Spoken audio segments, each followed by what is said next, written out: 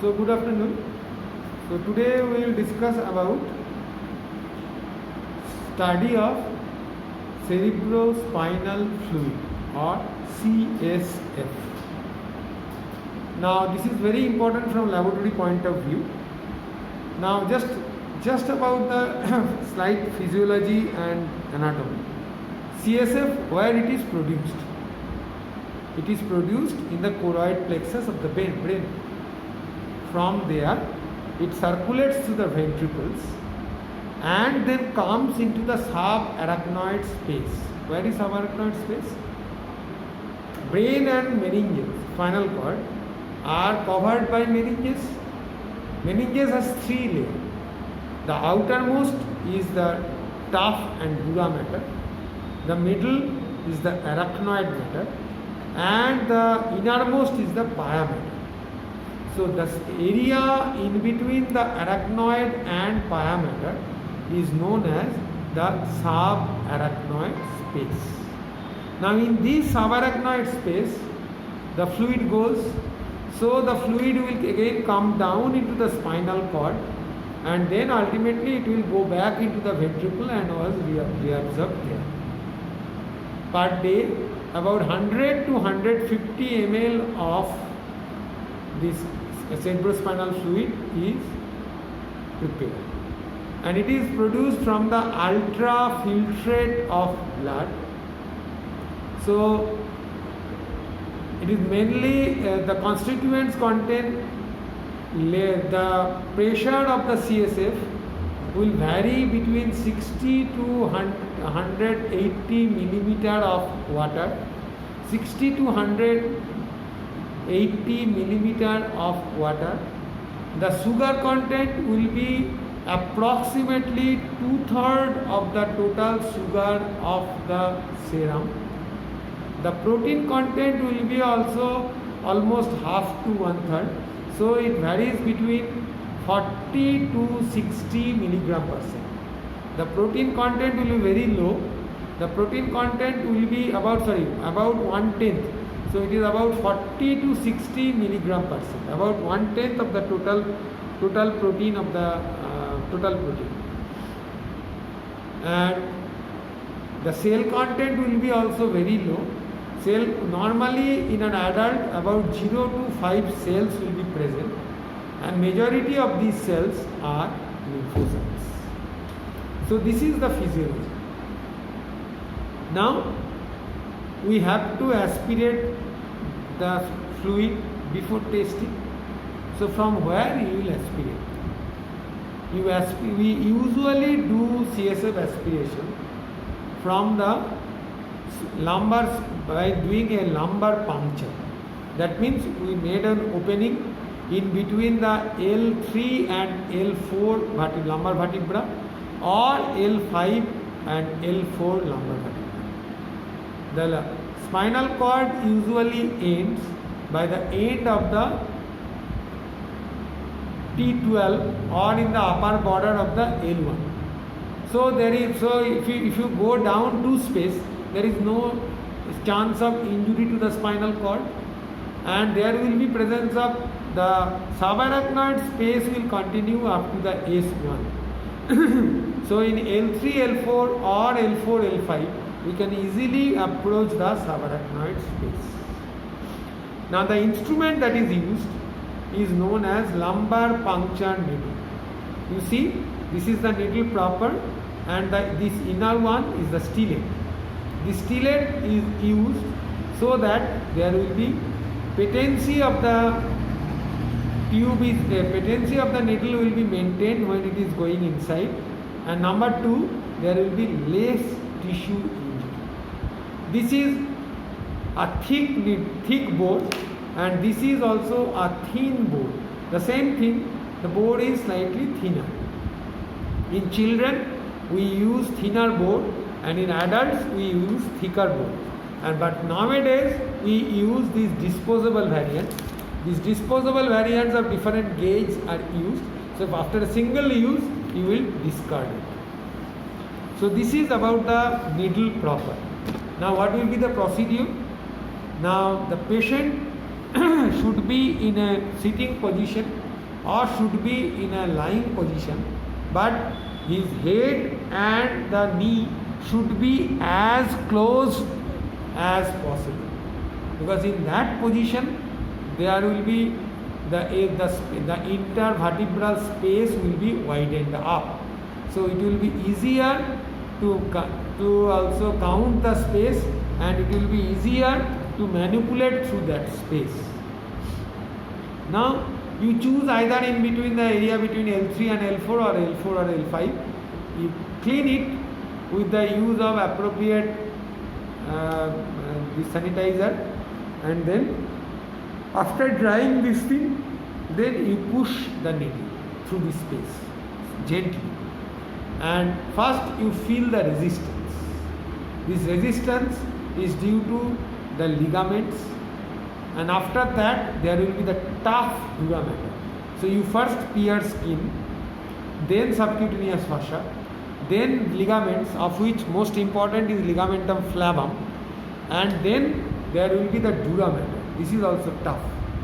Once you go through the dura mater, then you will give that there is loss of resistance or a give away sensation. Now you just push slightly and you reach the subarachnoid space. How can you be sure? You just withdraw the stylet and you see the drop of fluid will be coming out through the needle, through the end of the needle, and it will confirm that you have reached the space. After that, you take 3 to 4 test tubes and you fill 3 to 4 test tubes, each about 1 to 1.5 ml of fluid. So maximum you will take 4 to 6 ml of fluid.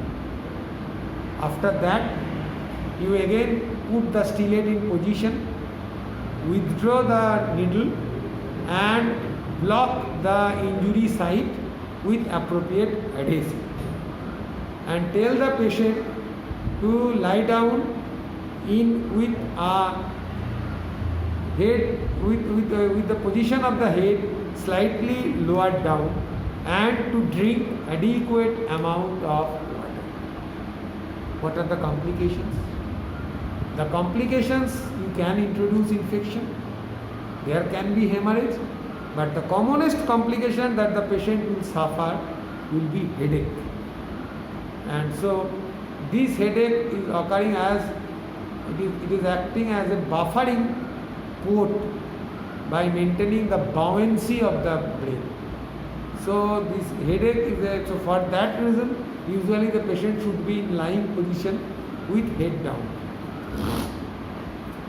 Now what are the contraindications? The CSF, aspiration of CSF contraindications: if there is any hemorrhagic disorder, if there is any local infection, and if there is any suspected very high intracranial tension. In that case, there will be chance of herniation of the important brain structures through foramen magnum. Now, what do? The first, you do the pressure. The pressure usually can be used by using a manometer, but usually we do the drop count. The normal drop count should be 1 drop per second. When it is more than that, then we can say that the pressure is high. When it is less than that, we can say that the pressure is low. And in case of all meningeal inflammation or brain infection like encephalitis, the opening pressure will be always high. After pressure, we will see the physical examination. So we will see the color. Normally the CSF fluid is colorless. It will not show any clot. It is transparent. But in acute infection, it can be hazy. There can be formation of clot. In tuberculous infection or tubercular meningitis, there can be clot only on standing, which is known as cobweb problem, but the fluid is usually clear. In fungal meningitis, there can be hemorrhage, and also in subarachnoid hemorrhage, the fluid can be also hemorrhagic. Now, blood can come into the CSF as a result of trauma also. Then how can you differentiate that it is a traumatic fluid or a blood is coming as a result of subarachnoid hemorrhage? You collect blood sample, you collect the CSF sample in 3 test tubes. If it is occurring as a result of trauma, you will see that gradually the concentration of blood is fading. But if it is occurring as a result of subarachnoid hemorrhage, you will see the same concentration of hemorrhage in all the 3 test tubes. So these are the physical examinations. After that, you have to do the chemical examination. For chemical examination, you will see the protein. Normally, again we are telling that the CSF protein is 40 to 60 milligram per dl. The protein level will be very high in case of pyogenic meningitis. It will be moderately high in viral and tubercular meningitis, and in fungal meningitis it can be also moderate to severely high.